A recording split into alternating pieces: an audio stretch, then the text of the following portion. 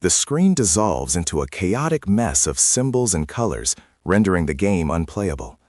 This is the infamous Pac-Man Level 256 kill screen, not a bug, but a direct consequence of fundamental arithmetic limits. The game uses a single 8-bit unsigned integer to track the current level number. An 8-bit integer can store values ranging from 0 to 255. When the player successfully completes level 255, the game attempts to increment this counter. The value 255, represented in binary as 8 ones, becomes 0 when 1 is added, due to the overflow discarding the 9th bit. This 0 value is then used by the game's rendering routine to load the maze layout. However, the routine expects a level number between 0 and 255.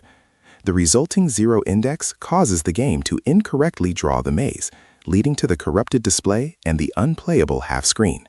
Integer overflow occurs when an arithmetic operation attempts to create a numeric value that is outside the range representable by the allocated storage space. Computers store numbers using a fixed number of bits, defining a finite range. When the maximum capacity is exceeded, the system wraps around to the minimum value, or in the case of unsigned integers, back to 0. This behavior is essentially modulo arithmetic, where the modulus is determined by the total number of possible states, typically 2 raised to the power of the number of bits. For example, a 4-bit unsigned integer ranges from 0 to 15. Adding 1 to 15 results in 0, because the 16th state wraps around, discarding the carry bit.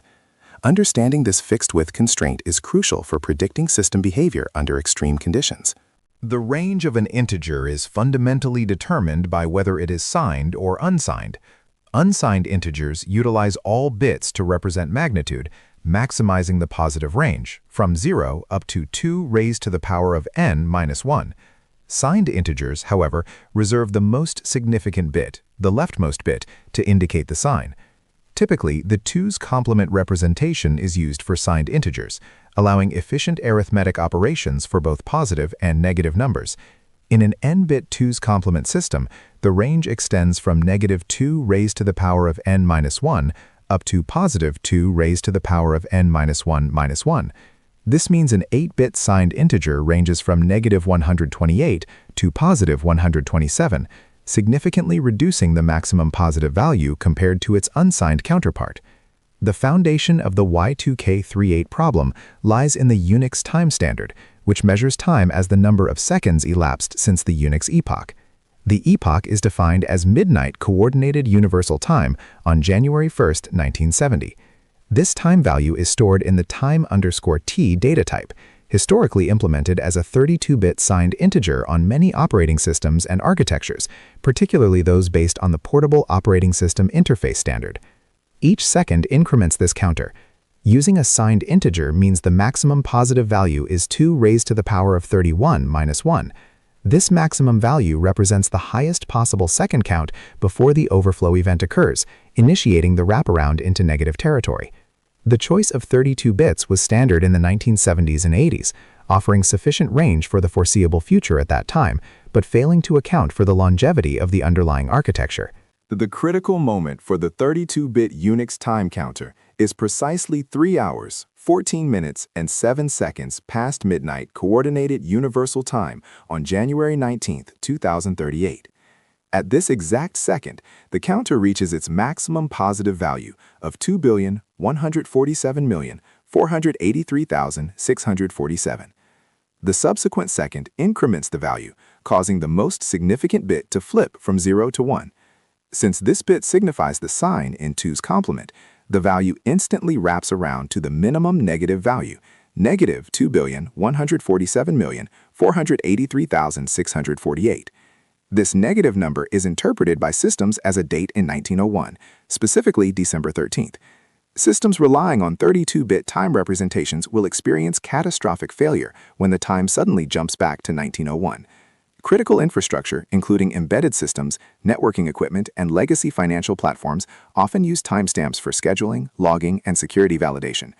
If a system attempts to schedule a future event based on the current time, the negative time value will cause the scheduling logic to fail or execute immediately. Furthermore, time-sensitive protocols such as certificate validation or cryptographic key expiration checks will interpret the 1901 date as long expired, potentially shutting down secure communications or rendering data inaccessible. The impact is widespread because the time_T type is deeply integrated into the C standard library.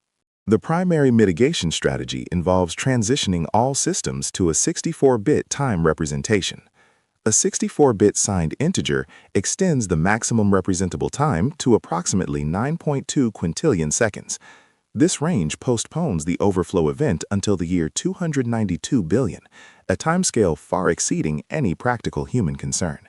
However, the transition is complex, requiring recompilation of operating systems, libraries, and applications, ensuring data structures are correctly aligned, and handling interoperability between 32-bit and 64-bit systems during the migration period. Many modern operating systems already use 64-bit time, but vast amounts of legacy code and specialized embedded hardware remain vulnerable due to resource constraints or lack of updates. Returning to Pac-Man, the level structure is stored in memory using a series of lookup tables. The level counter, residing in a single byte, directly indexes into these tables to determine maze layout, ghost behavior, and fruit bonus type. The game designers never anticipated players reaching level 256, hence the lack of bounds checking on the level counter increment. When the counter wraps from 255 to 0, the game attempts to load the 256th entry from the fruit table. This table, however, only contains entries up to index 7. The game reads memory locations far beyond the intended table boundaries, resulting in garbage data being used for the fruit type and the maze drawing routine. The visual corruption on level 256 stems from how the game draws the maze using tile data. The level index, now 0, causes the game to read the 256th entry of the maze definition table. Since the table is only 256 bytes long, indexing 256 wraps around to index 0, which is the intended level 1 maze. However, the routine responsible for drawing the right half of the screen uses a different memory location for its tile data lookup. Due to the overflow, this routine accesses memory outside the defined tile set, interpreting random data as tile indices. This results in the characteristic half screen of corrupted, unreadable symbols, effectively creating the kill screen, where the player cannot navigate the maze.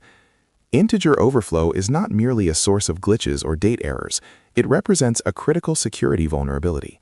If an attacker can manipulate input data to cause an overflow in a program calculating buffer sizes or memory allocation, the resulting incorrect size calculation can lead to a buffer overflow. For instance, if a program calculates that it needs 0 bytes of memory due to a wraparound, it might allocate a tiny buffer, allowing subsequent data input to overwrite adjacent memory locations. This memory corruption can be exploited to inject malicious code or alter program execution flow, making integer overflow a primary vector for remote code execution attacks in poorly validated software.